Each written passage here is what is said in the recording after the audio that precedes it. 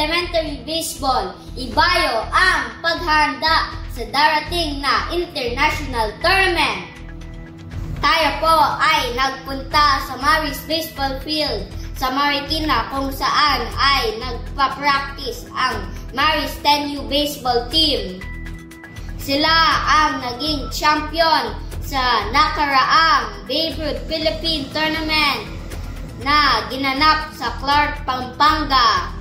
Kinausap po natin ang isa sa kanilang coach.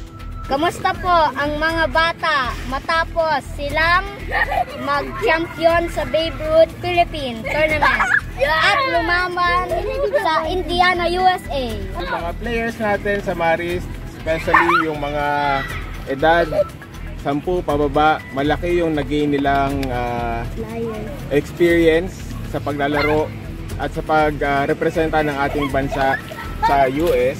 Ano naman po ang sunod nilang laban at paano niyo ito paghahandaan?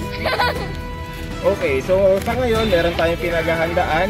Ito yung ating local tournament, ang Philippine Top Baseball Foundation na baseball tournament na ginaganap every Sunday dito sa ating paaralan sa Maris School. So dito makakalaban nilang iba't ibang eskwelahan. So ngayon, puspusan ng kanilang pag-eensayo para makakuha ng panalo at masigurong magkakaroon ulit sila ng pagkakataon na muling mai-represent ang Pilipinas sa Asia Pacific Baseball or hopefully sa World Series Baseball Tournament. Sa ngayon po ay nakikita natin ang mga batang manlalaro na ganado sa kanilang pagpa-practice. Balita rin natin na dagdagan ng mga bagong manlalaro mula sa kinder hanggang grade 4 mula nang ang baseball team ay nagpaglaro sa China at Amerika dahil sa baseball.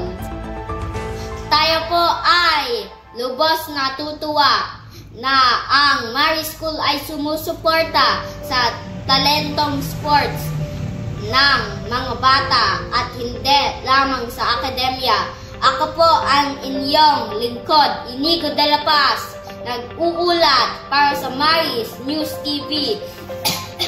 Excuse me po!